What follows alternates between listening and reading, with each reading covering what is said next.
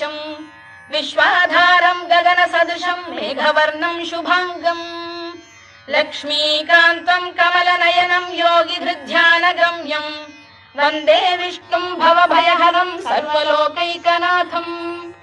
मेघश्यामम् पीतकौशेयवासम् श्रीवत्साङ्कम् कौस्तुभोद्भासिताङ्गम् पुण्योपेतम् पुण्डरीकायताक्षम् विष्णुम् वन्दे सर्वलोकैकनाथम् नमः समस्तभूतानामादिभूताय भूभृते अनेकरूपरूपाय विष्णवे प्रभविष्णवे सशङ्खचक्रम् सकिरीटकुण्डलम् सपीतवस्त्रम् सरसीरुहेक्षणम् सहारवक्षस्थलशोभिकौस्तुभम् नमामि विष्णुम् शिरसा चतुर्भुजम् छायायाम् पारिजातस्य हेमसिंहासनोपरि आसीनमम्